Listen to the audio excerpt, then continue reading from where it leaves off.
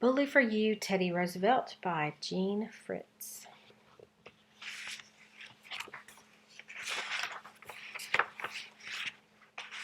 Chapter 1. What did Theodore Roosevelt want to do? Everything, and all at once if possible. Plunging headlong into life, he refused to waste a single minute. Among other things, he studied birds, shot lions, roped steer, fought a war, wrote books, and discovered the source of a mystery river in South America. In addition, he became governor of New York, vice president of the United States, then president. This was a big order for one man, but Theodore Roosevelt was not an everyday kind of man. He was so extraordinary that when people tried to describe him, they gave up on normal man-sized words. A cyclone, that's what Buffalo Bill called him. Mark Twain said he was an earthquake. He was called an eruption, an express locomotive, a buzzsaw, a dynamo. But he did not start out this way. Indeed, he was so puny that his parents worried if he would ever grow up at all. Born in New York City on October 27, 1858, Theodore, or Teddy as he was called, was the second of the 4 Roosevelt children, and he was the sickly one, the one with asthma. As a child, he spent much of his time struggling just to get his breath. Often he would have to be propped up with pillows and would sit up in bed all night. If this didn't help, his father would pick him up and walk with him hour after hour. Sometimes his father would bundle him up and take him out in his carriage, even though it was late at night. Then Mr. Roosevelt would drive his horses pell-mell through the city streets, careening around corners, hoping that the speed would force air into Teddy's lungs. As a last resort, Mr. Roosevelt would light a cigar and make Teddy puff on it. Inhaling the smoke was not pleasant, but it might start Teddy's lungs working again. Not only sick, Teddy was often scared. As a little boy, he insisted that a werewolf lay at the foot of his bed, waiting to spring at him. For a while, he dreaded going to church. Once he heard the preacher talking about zeal. He didn't know what zeal was, but it sounded like something alive and hungry, something that would like to eat him up. He pictured it crouching in the dark corners of the church, watching for a chance to get him. When he was grown up, he admitted that he had been nervous and timid as a child. But he was not nervous when he was with his father. Indeed, Teddy liked nothing better. Theodore Roosevelt Sr., a loving and well-beloved man with a high sense of duty, was the idol of his children. Anna, or Bamie, was 4 years older than Teddy and considered herself one of the adults of the family. But the 3 younger children, Teddy, Elliot, a year and a half younger, and Corinne, 3 years younger, competed for their father's attention. In the morning, they would stand at the foot of the stairs waiting for their father to come down for morning prayers. As soon as he appeared, they would shout, "I speak for you and the cubbyhole too." The cubbyhole was the space between their father and the arm of the sofa where he sat. Whoever got the seat felt special. In the evening, the 3 would wait for their father's return, follow him to his bedroom, and watch him empty his pockets of trinkets. Some were familiar, some were new, and on lucky days, some were surprises for the children. The house revolved around Mr. Roosevelt. So anxious was Teddy to please his father that later he said his father was the only man he had ever feared. Even the thought of disappointing him was more than he could bear. Yet there was one thing about his father that Teddy could not understand, nor perhaps quite forgive. He was only 6 in the spring of 1865 when the Civil War ended, but Teddy couldn't help hearing a great deal about it. Grown-ups talked of little else, and although Mr. Roosevelt worked hard for the Union cause, he did not fight in the war. He did not wish to upset Mrs. Roosevelt, who was from Georgia and favored the South. But Teddy had been brought up on hero stories and knew how heroes should act. How could a man not fight in a war if there was a war right under his nose? Once Teddy was mad at his mother, and that night while saying his prayers, he let God and his mother know what he thought of the war. Kneeling by his bed with his mother at his side, Teddy shouted at God. Beating the Southern troops was not enough, he cried. God should grind them to powder. He would have been even madder at his mother if he'd known how funny she actually thought this was. Except for his sickness, and he had periods where he was all right, Teddy Roosevelt had a happy childhood. Because his father didn't think he was well enough to go to school, he had tutors come to the house to teach him. This was fine with Teddy. He had more time to read and more time to follow his career. When he was 7 years old, Teddy Roosevelt became a naturalist. It all started one morning at the market where he was sent to buy strawberries. There, laid out on a slab of wood, was a seal. Teddy knew from books what a seal was, but here was a real one that had once been alive, living its own mysterious life. Day after day, Teddy went back to study that seal. With his ruler, he measured its total length, the length of its tail, its head, its size around the middle, Everything that he could measure, he measured, and wrote it all down in a notebook. It was as if this information were making this wonderful wild thing his. In the end, he did manage to take the seal's skull home, and then and there he began what he called the Roosevelt Museum of Natural History. From that time on, there was no telling what one might find in the Roosevelt house. Some people learned to inspect the water pitcher for a snake before pouring a drink, and to examine a chair for frogs before sitting down. Much to the cook's annoyance, she once found a snapping turtle tied to the leg of the sink, but when Teddy brought home a dead woodchuck and asked her to boil it, she put her foot down. Out! Out! Teddy explained that this was a scientific experiment, but the cook didn't care. Nor did Teddy's mother care when she threw out a litter of dead field mice she found in the icebox. It was a loss to science, Teddy moaned, but he wasn't discouraged. He advertised for living field mice, for which he offered to pay 10 cents apiece, or 35 cents for a family. As it happened, however, the Roosevelts, all but Bamie, left for the Berkshire Hills at about the time the advertisement appeared, and there was Bamie left with hundreds of field mice to deal with, one way or another. Teddy not only collected insects and animals, but also observed them, and filled his notebook with his discoveries. The tree spider, he wrote, was gray spotted with black, living in communities of about 20, under patches of loosened bark. The living animals, the squirrels, the guinea pigs, the mice he named. Lordy and Rosa were 2 white mice he kept in separate cages, but it was Brownie, a common brown mouse who got crushed, whom Teddy mourned. Brownie was his favorite. Summers, when they went to the country, were the best time for Teddy's explorations. All year the children looked forward to the summer, when they were free to run barefoot, to ride their Shetland pony, Pony Grant, named for Ulysses Grant, the Civil War general, to build wigwams, to play cowboys and Indians, and all sorts of make-believe games that Teddy invented. As for Teddy, one of his greatest joys was to wander through the woods, identifying the birds and learning their calls. One wonderful day in 1868, he didn't need to go to the wood. He didn't need to go to the wood. The birds came to him. 75 migrating swallows flew into the house, fluttering from room to room, zooming into land on curtains, on the wall, on the floor. One landed right on Teddy's pants, which of course made him a special friend. All his life Teddy loved birds, and no matter where he was or how busy, he gossiped about their coming and going as if they were neighbors. The arrival of a thrush in spring was news to be reported in a letter. The song of a chirpy sparrow was dinner-table conversation. But in May 1869, just as the children were planning their summer in the country, they were told that this year they wouldn't be going. Instead, they were all going to Europe. They would spend a year there, traveling about, seeing historic sights, visiting museums. The children were not pleased. A whole year dragged from country to country with no barefoot time, no Pony Grant.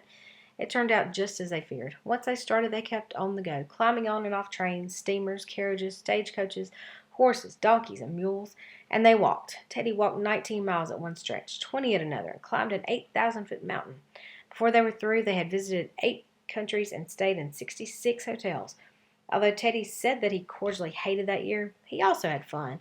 Indeed, his diary shows that the younger children roughhoused whenever they could, jumping on hotel beds, having pillow fights, making war with towels, holding tickling matches when their train went through a tunnel.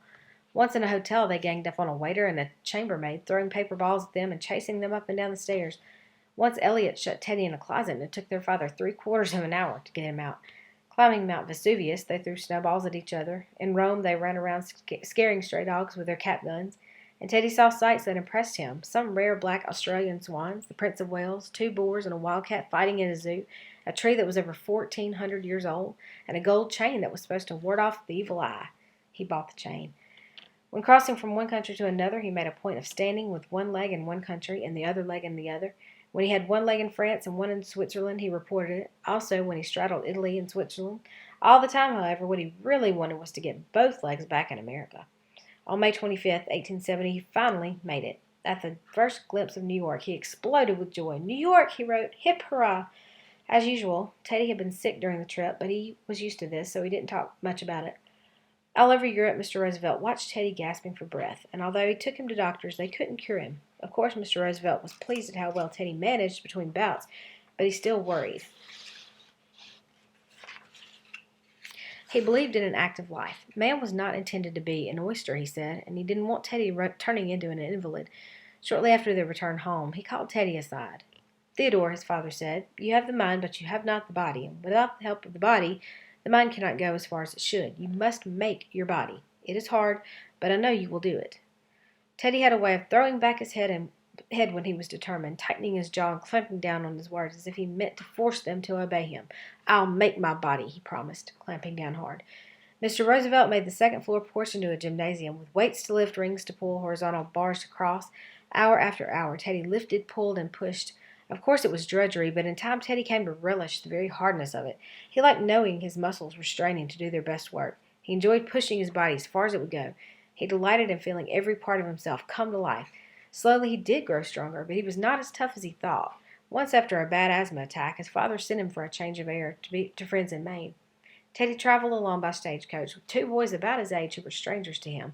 He had never had much contact with other children except for those in his own family, cousins, and children of his parents' friends, so he didn't know what to do about boys who were unfriendly. But when these two boys started to make fun of him, Teddy decided that this was time to fight. It never occurred to him that he couldn't do what he wanted to do. But he couldn't. Teddy was embarrassed at how easily the boys overcame him. Indeed, without even hurting him, the boy showed Teddy that he didn't know the first thing about fighting. When he returned home, Teddy asked his father for boxing lessons. Now, in addition to lifting, pulling, and pushing, he began punching. A young teenager now, Teddy was not only making his body, he was also shaping his life. At about this time, three other important things happened to him. Number one, his father took him to a taxidermist shop where Teddy learned how to skin, stuff, and mount animals, including birds. Number two, his father gave him his first gun. Teddy was 14 and the family was spending the summer in Dobbs Ferry, New York. Teddy took his gun into the woods and began shooting birds. He loved birds as much as ever, but now that he had learned to skin and mount them, he could practice science seriously. He could also own some of the wildness of nature, just as he had once longed to own that dead seal. Number three, he acquired his first pair of glasses. When he discovered that it was hard to see the birds he was shooting at, his father had his eyes tested. His glasses changed everything. "I had no idea how beautiful the world was," he said, "until I got those spectacles." Teddy Roosevelt never did anything halfway. Now that he was into skinning and stuffing, he couldn't skin and stuff enough. When the family went to Europe again that fall, Teddy didn't object. He'd taken his gun and all his skinning and stuffing equipment. They were going to Egypt this time to live on a houseboat. Egypt! Just imagine the birds. From his books he knew that there would be exotic new ones, and indeed they were there waiting for him. So many and so glorious, it was as if he'd walked in on the very creation of birds. Sardinian warblers, storks, ibises, egrets, kestrels, bulbuls, hoopoes, cranes, dunlins, and among his favorites, zigzags, who had such a crazy scream. Enraptured, Teddy went about, his head back, his eyes fixed on the sky. Still, he wasn't just admiring, he was noticing and making notes, using scientific terms to describe what the birds looked like, what their habits were, what songs they sang. He decided that the vulture spotted its prey by seeing it, not smelling it. When Teddy wasn't riding, he was on donkey back with his father shooting. At the boat, he would skin and clean and stuff, but all the time he was learning, finding out what the bird ate, its coloration, the shape and size of its bill, the length of its legs. A scientist killed, he would say later, so he could create before his eyes the life that was, not just list pieces of the death that is. Teddy's days were so full, so splendid, he didn't care how grubby he looked or how disgusting he smelled. Elliot, who shared a room with him, complained that not only Teddy but their room smelled of chemicals and the insides of dead birds. Corinne said she was sick and tired of the whole bird business, but Teddy went right on. At the end of their trip, he had between 100 and 200 specimens, many neatly mounted, each with its Latin name written in pink ink on a museum card. Back in New York, the Roosevelts moved into a new house, and Teddy was given the attic for his Museum of Natural History. Teddy's family all supposed that when he finished college he would become a naturalist. Teddy supposed so too, but first he had to get into college. He had 2 years to get ready, from November 1873, when he returned from Europe, to the summer of 1875, when he would take his examinations for entering Harvard in the fall of 1876. Teddy had always been a fervent reader, never without a book to settle down with or pick up in a spare minute. He even read standing up. The other children laughed at the way he'd stand on one foot and read, the other foot raised like a stork. But now that Teddy had a new tutor and a goal to meet, he seemed not just to read books, but to devour them, gulping them down as fast as he could, one after another. Even at the Roosevelts' new summer home in Oyster Bay, Long Island, he put in long hours studying and long hours building up his body. Some might call the schedule he kept hard work. Not Teddy. Being busy was fine. In July 1875, he took his college entrance examinations in 8 subjects and passed them all. "Is it not splendid?" he wrote. He might have said it was bully. Anything especially splendid he liked to call bully. When he arrived at Harvard the next fall, he was 17 years old, 5 feet 8 inches tall, and he weighed 124 pounds. Actually, he had measured himself as thoroughly as if he were one of his own scientific specimens. Chest 34 inches, waist 26 and a half, thigh 20, calf 12 and a half, neck 14 and a half, shoulders 41. He could run a 100-yard dash in 12.25 seconds, broad jump 13 feet, and pole vault 5 feet, 8.5 inches. Obviously, he was not a big fellow, nor was he puny. Still, his classmates did not know what to make of him. At first glance, all anyone noticed were Teddy's glasses, which seemed too big for his face, and his teeth, which seemed too large for his mouth. And he was always in a hurry. He didn't walk if he could run, and talk. His words tumbled out so fast they tripped over each other, and once started they didn't seem to know how to stop. In one class, he talked so much that the professor had to remind him who was in charge of the class. Having studied only with tutors, Teddy had never been in a class with others before, so if Harvard had to get used to Teddy Roosevelt, he also had to get used to Harvard. And they did get used to each other. Teddy was too happy and enthusiastic a person not to make friends, and he soon felt at home in college life. What was more, although he had occasional attacks of asthma, his health was better than it had ever been. Only one thing disappointed him: his science courses. They weren't what he expected. So much laboratory work, so much looking through a microscope. Although Teddy enjoyed measuring and observing, science at Harvard seemed unconnected to the world of outdoors. To make up for this, Teddy took trips to the woods and brought back his own specimens. The summer after his freshman year, he and a college friend went to the Adirondack Mountains to catalog the birds there. Teddy had started his own observations several years before, and now he and his friend completed the work together and published the book, The Summer Birds of the Adirondacks. 97 different varieties, some rare, almost unknown in the area, were listed among with a description of each. All went well for Teddy, but anyone looking at his college career would see that it had to be cut into two parts, before and after. The date that divided one part from the other was February 9th, 1877. On that day, Teddy's father died of cancer. I felt as if I had been stunned, Teddy wrote, or as if part of my life had been taken away. He was everything to me. In his distress, Teddy may have felt that with his father's death his boyhood was gone. If so, he would have been wrong. Teddy Roosevelt would always be a boy, and living or dead, his father would always be looking over his shoulder.